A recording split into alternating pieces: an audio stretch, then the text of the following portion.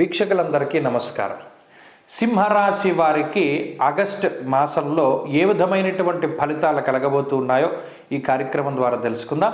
ముఖ్యంగా ఈ రాశి వారికి ఉండేటువంటి గ్రహస్థితిని కనుక పరిశీలన చేస్తే గత మాసంతో పోల్చుకుంటే ఈ మాసం కొంత మెరుగైనటువంటి మాసంగానే చెప్పుకోవచ్చును. కారణం ఏంటి అంటే గత మాసంలో అనుకూలించేటువంటి గ్రహాల యొక్క సంఖ్య పూర్తిగా తక్కువ, ఒక్కొక్కసారి అది సున్నాకి కూడా చేరింది. మరి ఈ మాసంలో స్థిరంగా కొన్ని గ్రహాలు అనుకూలంగా ఉన్నాయి. అయితే 2.5 రోజులకోసారి యోగించేటువంటి చంద్రుడు, అలాగే శుక్రుడు ఈ మాసంలో పూర్తి స్థాయిలో ఈ రాశి వారికి అనుకూలంగా ఉన్నారు. దీనితో పాటుగా ఈ మాసంలోనే అంటే చివరిలో అయి ఉండొచ్చు, బహుశా 27వ తారీఖు దగ్గర నుండి కుజుని యొక్క బలం కూడా విపరీతంగా పెరగడం అనేటువంటిది మనం చూడవచ్చును. అయితే మిగతా గ్రహాలు అనగా ఇటు వ్యయ రవి దోషము 16వ తారీఖు వరకు, ఆ తదుపరి జన్మ రవి దోషము, వ్యయబుధుని దోషము, అష్టమ రాహు దోషము, ఇవన్నీ కూడా కొంత ఇబ్బంది పెట్టినప్పటికీ మరలా సప్తమంలో వక్రించి ఉన్నటువంటి శనేశ్వరుడు కొంత మేరకు ఈ రాశి వారికి అనుకూలంగా ఉండబోతున్నారు. మొత్తం మీద గత మాసంతో పోలిస్తే అనుకూలించేటువంటి గ్రహాల యొక్క సంఖ్య పెరిగింది. అయితే ఈ ఫలితాలు రావడానికి మాత్రం కొంత ఆలస్యం అవుతుంది. వెంటనే ఈ ఫలితాలు ఇవి కూడా కనబడవు. కాబట్టి ఈ మాసం కూడా కొంత నిదానంగానే ముందుకు సాగుతూ ఉంటుంది. ప్రత్యేకించి ఆరోగ్యపరమైనటువంటి విషయాలలో కొద్దిపాటి సమస్యలు కనబడుతూ ఉన్నాయి.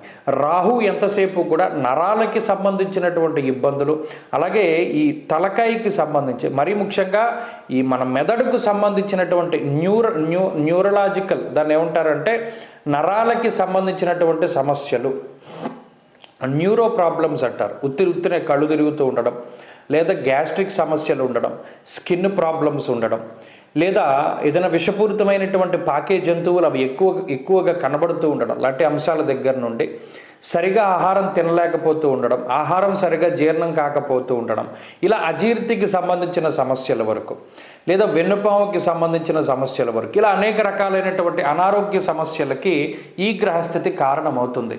ప్రత్యేకించి ఆర్థికాభివృద్ధి మాత్రం ఈ మాసంలో ఉంటుంది. అంటే గత మాసంతో పోల్చుకుంటే ఈ మాసంలో కొంత ఆర్థికంగా ఉన్నతమైనటువంటి పరిస్థితి ఉండడానికి అవకాశం ఉంటుంది. సంపాదన మార్గాలు పెరుగుతాయి, లేదా ఉన్నటువంటి ఆదాయ మార్గాల ద్వారానే కొంత రిపీటెడ్గా అంటే మరలా ఆ ధనం అనేటువంటిది చేతికి అందుతూ ఉండడం లాంటి అంశాలు ఒక మంచి విషయంగా చెప్పవచ్చును. కుటుంబ సంబంధమైనటువంటి సపోర్ట్ ఉంటుంది, కానీ జీవిత భాగస్వామి మాత్రం కొంత ఇబ్బంది పెడుతూనే ఉంటారు. సూటిపోటు మాటలతో కానివ్వండి, లేదా అవగాహన రాహిత్యమైనటువంటి చర్యలతో కానివ్వండి, ఇలా ఏదైనా కానివ్వండి, జీవిత భాగస్వామితోటి మాత్రం అంత సఖ్యత ఉండకపోవచ్చును. చిన్నపాటి మాట పట్టింపులకి కూడా అవకాశం ఉంటుంది. సంతానానికి సంబంధించినటువంటి పురోగతి సాధారణంగానే గోచరిస్తూ ఉన్నది.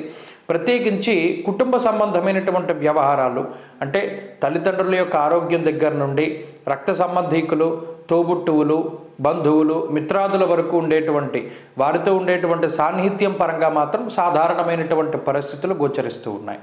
ఇక ఉద్యోగ వ్యాపారాలకి సంబంధించినటువంటి విషయాలను పరిశీలన చేస్తే ఉద్యోగ పరిస్థితులు కొంత మిశ్రమంగా ఉన్నాయి. ఎక్కువ సమయాన్ని ఉద్యోగానికి కేటాయించవలసినటువంటి పరిస్థితులు ఏర్పడతాయి. అయినప్పటికీ ఆ చేసేటువంటి పని మీద అంత శ్రద్ధ కనబరచలేకపోతూ ఉండడము, లేదా ఎంత కష్టపడ్డా కూడా తగినటువంటి ప్రతిఫలం రాకపోతూ ఉండడం లాంటివి కొంత బాధించడానికి అవకాశం ఉంటుంది. వ్యాపార పరంగా సింహరాశి వారికి ఈ మాసం మంచి ఫలితాలు గోచరిస్తూ ఉన్నాయి. వ్యాపార లాభం ఉంటుంది. వ్యాపారంలో ఉన్నతమైనటువంటి స్థాయికి చేరుకోగలుగుతారు. అలాగే విద్యార్థులకు, చదువరులకు ఈ మాసం మిశ్రమమైనటువంటి మాసము. ప్రత్యేకించి ఏకాగ్రత చాలా తక్కువగా ఉంటుంది. ఏదైనా ఒకటి చదువుదాం, ఒకటి రాద్దాం పరీక్ష అనుకునేటువంటి సమయానికి ఏదో ఒక అనారోగ్యం రావడము, లేదా ఏదైనా ఒక అనారోగ్యం కలుగుతుందేమో అనేటువంటి భయం కలగడము లాంటి వల్ల కొంత ఉత్సాహం అనేటువంటిది తక్కువగా ఉంటుంది. దానివల్ల కొంత ఇబ్బంది పడుతూ ఉంటారు. అయితే ఈ మాసంలో కూడా సింహరాశి వారికి ప్రయాణాలు అనేటువంటివి కొంత ఎక్కువగానే కనబడుతూ ఉన్నాయి. ప్రయాణాల వల్ల అలసిపోతూ ఉండడము, బంధుమిత్రాదులకి ధనాన్ని ఖర్చు పెడుతూ ఉండడము, స్థానచలనము కలగడం ఉద్యోగాల్లో, ఇవి ప్రధానంగా కనబడుతూ ఉన్నటువంటి విషయాలు. ఇక స్త్రీలకు ప్రత్యేకించి ఈ గ్రహస్థితులు కనుక పరిశీలన చేస్తే సాధారణమైనటువంటి స్థితిగతులే గోచరిస్తూ ఉన్నాయి. ప్రత్యేకించి ఆరోగ్యం పట్ల శ్రద్ధ అవసరం. గృహిణులు మరీ ముఖ్యంగా ఏదైనా ఒక నిర్ణయం తీసుకునేటప్పుడు ఖచ్చితంగా భర్త యొక్క అనుమతిని కానీ లేదా సలహాని కానీ పాటించాలి. అది చేయకపోతే మాత్రం ఇబ్బంది పడుతూ ఉంటారు. సప్తమంలో శని వక్రించి ఉన్నప్పుడు భర్త మీద ఎక్కువగా ఆధారపడుతూ ఉండడమే చాలా మంచిది. అంతేగాని మనం పక్కవారి మీద ఆధారపడుతున్నామే లేదా భర్త మీద మనం ఆధారపడుతున్నామే, ఇది మనకి చిన్నతనం కదా అనేటువంటి ఆలోచన మాత్రం పెట్టుకోకండి. అలాగే ఈ ఉద్యోగ వ్యాపారాలు చేసేటువంటి స్త్రీలకు సైతం ఈ గ్రహస్థితి కొంత ఇబ్బంది పెడుతుంది. ముఖ్యంగా ఒత్తిడి అధికంగా ఉంటుంది. ఆరోగ్యం పట్ల శ్రద్ధ అవసరం. సింహరాశి వారు ఈ మాసంలో మరింత అనుకూలమైనటువంటి ఫలితాలని సాధించడానికై అటు సూర్యారాధన ప్రధానంగా చేయాలి.